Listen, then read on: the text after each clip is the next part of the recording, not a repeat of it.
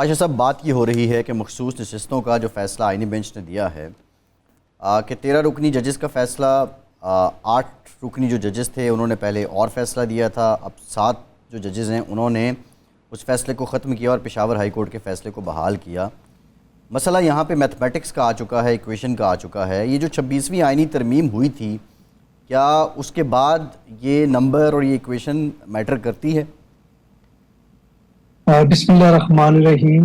دیکھیں، یہ بڑا یونیک قسم کا کیس اور فرسٹ انسٹانس کا کیس ہم اس کو کہیں گے، کیونکہ اس سے پہلے 26ویں ترمیم سے پہلے یہ تھا کہ ریویو پٹیشن کے لیے وہی بینچ ہونا چاہیے، اور اگر وہ نہیں ہے تو جتنے ججز ان میں سے موجود ہیں وہ ججز کم از کم ضرور اس بینچ کا حصہ ہونے چاہیے، اور تعداد بھی اتنی ہونی چاہیے، اس سے زیادہ ہو جائے تو وہ بھی بہتر ہے۔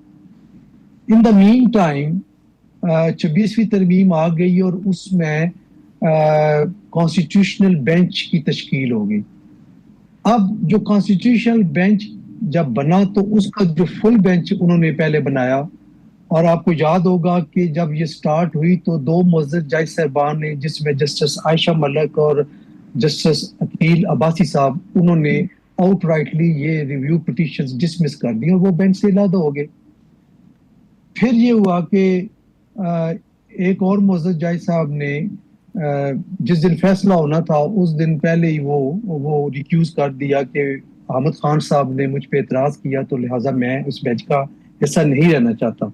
تو باقی جو 10 ججز تھے انہوں نے ضرور اس پہ کیا، اور آپ کو پتہ ہے کہ کیا ایکویشن رہی ہے کہ 7 جج صاحبان نے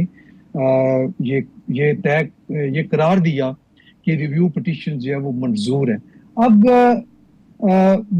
جو گنتی والی بات ہے وہ شاید اس لیے نہیں یہاں پہ ممکن ہو سکتی کہ اوریجنل ججمنٹ 26ویں ترمیم سے پہلے تھی اور ریویو پٹیشن 26ویں ترمیم کے بعد ہوئی ہے، تو لہٰذا فل بینچ جو کانسٹیٹیوشنل کورٹ کا ہے اسی نے کرنا ہے، چونکہ 26ویں ترمیم میں یہ طے پایا تھا، قرار پایا تھا کہ جتنے بھی کانسٹیٹیوشن میٹر ہوں گے وہ کانسٹیٹیوشن بینچ کے پاس ہی جائیں گے۔ جی نہیں، یہ تو ہو گیا 15 رکنی کانسٹیٹیوشنل بینچ ہے۔ ایک تو 15 رکنی کیوں نہیں بنایا گیا، 13 رکنی بنایا گیا؟ اگر وہ 2 جج الگ ہو گئے تھے تو وہ باقی 2 جج اس میں شامل کیے جا سکتے تھے۔ اور دوسرا یہ ہے کہ یہ تو ہو سکتا تھا نا کہ جی 8 یا 9 جج ہی کم از کم جو ہیں وہ فیصلہ دیں تو پھر وہ امپلیمنٹ ہونا چاہیے، لیکن 7 ججوں نے 8 ججوں کے فیصلے کو کالعدم قرار دے دیا۔ تو کیا آپ کے جو قانونی مہارت ہے، آپ سمجھتے ہیں کہ 7 جج 8 ججوں کے فیصلے کو کالعدم قرار دے سکتے ہیں ایک ہی کورٹ میں؟ بینچ تو یہ سپریم کورٹ کا ہے نا، کانسٹیٹیوشنل بینچ الگ عدالت تو نہیں ہے۔ سر، اگر 26ویں ترمیم سے پہلے کی بات ہوتی تو بالکل آپ کے سوال میں وزن تھا کہ 8 ججز کے فیصلے کو 7 ججز انڈو نہیں کر سکتے، لیکن یہاں پہ کیا ہے، اگر 2 ججز کی گنتی کریں ان کی جنہوں نے پہلے آؤٹ رائٹلی خارج کر دی وہ بھی اس میں شامل کریں، 3 یہ کر دیں تو 7-5 کی ریشو سے اس کو ہم کہیں گے کہ یہ فیصلہ آیا ہے۔ لہٰذا وہ 26ویں ترمیم کے تناظر میں یہ کہا جائے گا کہ انہوں نے ٹھیک کر دیا ہے۔ 26ویں ترمیم میں یہ کہیں کہا گیا ہے کہ چھوٹا بینچ جو ہے بڑے بینچ کو اور کم جج زیادہ ججوں کے فیصلے کو کالعدم قرار دے سکتے ہیں، ریورس کر سکتے ہیں؟ شاہ صاحب، یہ بالکل نہیں کہا گیا۔ یہاں پہ پرابلم صرف اتنی ہے کہ جو کانسٹیٹیوشنل بینچ ہے اسی نے سماعت کرنی ہے۔ ہاں، اگر کانسٹیٹیوشنل بینچ نہ ہوتا تو پھر آپ کی بات 200% ٹھیک تھی کہ یہ 8 کے فیصلے کو 7 انڈو نہیں کر سکتے، اور نہ ہی وہ ججز جو کانسٹیٹیوشنل بینچ سے باہر بیٹھے ہیں وہ باہر بیٹھے ہوتے، بلکہ وہ اس بینچ کا حصہ ہوتے اور وہ اس میں شامل ہوتے۔ اس کا مطلب ہے کہ اگر کل کو کانسٹیٹیوشنل بینچ جو ہے وہ 5 رکنی بنے اور 13 رکنی کوئی فیصلہ ہو سپریم کورٹ کا تو وہ 5 رکنی بینچ بآسانی اس کو قلم قرار دے سکتا ہے کیونکہ وہ کانسٹیٹیوشن. میرا خیال ہے نہیں، یہ کوئی ہر کیس میں ممکن نہیں ہے، کیونکہ یہ جو ریویو پٹیشنز فائل ہوئی ہیں، یہ ریویو پٹیشنز ارشاد صاحب آپ ذرا دیکھ لیں ود ان 20 days فائل کرنی ہوتی ہیں اوریجنل ججمنٹ آنے کے بعد. تو میرا خیال ہے ایسا فی الحال کوئی ایسا کیس کانسٹیٹیوشن بینچ میں پینڈنگ نہیں ہے ماں سوائے 26ویں ترمیم کو جو چیلنج کیا گیا ہے. اس کے علاوہ اور کوئی ایسا کیس نہیں ہے جو اس تناظر میں آئے.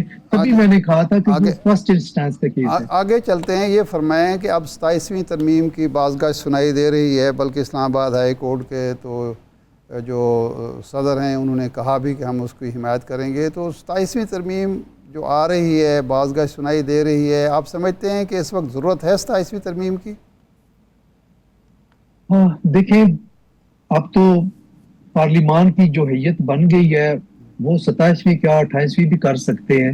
ویسے تو پہلے 26ویں بھی آپ نے دیکھا کہ کوئی اتنی پرابلم نہیں ہوئی. اور انٹرسٹنگلی 26ویں ترمیم میں جو اپوزیشن کی مین جماعت ہے پی ٹی آئی، اس کی بھی کنسنٹ امپلائڈلی شامل تھی، کیونکہ انہوں نے جو ترامیم مولانا فضل الرحمان صاحب کے ذریعے کروائیں، اس وقت بھی آپ دیکھیں کہ جو اوریجنل مسودہ تھا اس میں کانسٹیٹیوشنل کورٹ کا ذکر تھا، کانسٹیٹیوشنل بینچ کا نہیں تھا. تو یہ پی ٹی آئی کے مطالبے پہ کانسٹیٹیوشن بینچ بنایا گیا. اور تیسری بات جو بڑی امپورٹنٹ ہے وہ یہ ہے کہ تاریخ کی درستگی کے لیے ان کو پارلیمان میں بیٹھنا چاہیے تھا اور لو کی آواز کہنی چاہیے تھی، لیکن انہوں نے بائیکاٹ کر دیا. تو نظر یہ آ رہا تھا کہ اپوزیشن اس وقت کی جو پی ٹی آئی کی جماعت تھی انہوں نے لو کہنے کے لیے بھی اسمبلی میں نہیں آئے. تو یہ کنسنٹ کے ساتھ 26ویں ترمیم ہوئی ہے. اچھا، یہ فرمائیں کہ صدر سپریم کورٹ بار کا آج میں بیان پڑھ رہا تھا، انہوں نے کہا ہے کہ جی اب ضرورت ہے کہ کانسٹیٹیوشنل کورٹ بنائی جائے، یہ بینچ جو ہے اس کی بجائے زیادہ بہتر ہے. تو آپ سمجھتے ہیں کہ اگر وہ کانسٹیٹیوشنل کورٹ الگ سے بن جائے تو وہ زیادہ فائدہ مند ہوگی، اور یہ کانسٹیٹیوشنل بینچ جو ہے وہ مقاصد پورے نہیں کر پا رہا، جس کی وجہ سے ایک آئینی کورٹ کی ضرورت محسوس ہو رہی ہے؟ شاہ صاحب، میں ویسے خود کانسٹیٹیوشن کورٹ کے خلاف تھا، اور آپ کو یاد ہوگا آپ کے پروگرام میں بھی یہ بات کی تھی کہ کانسٹیٹیوشنل بینچ بن جائے تو وہ زیادہ بہتر ہے، کیونکہ 2 چیف جسٹس ہو گئے تو اختیارات کی کھینچا تانی شروع ہو جائے گی. لیکن میرا خیال ہے جو اس وقت حالات ہے، کانسٹیٹیوشن کورٹ بھی بن جائے تو کوئی مذائقہ نہیں ہے، چونکہ کانسٹیٹیوشن بینچ بھی وہی کام کر رہا ہے جو کانسٹیٹیوشن کورٹ نے کرنے ہیں. صرف یہ ہوگا کہ ایک اور کانسٹیٹیوشنل پوسٹ کریٹ ہو جائے گی جس کو کانسٹیٹیوشنل کورٹ کا چیف جسٹس کہیں گے. باقی تمام ججز تو وہی ہیں جو کام کر رہے ہیں.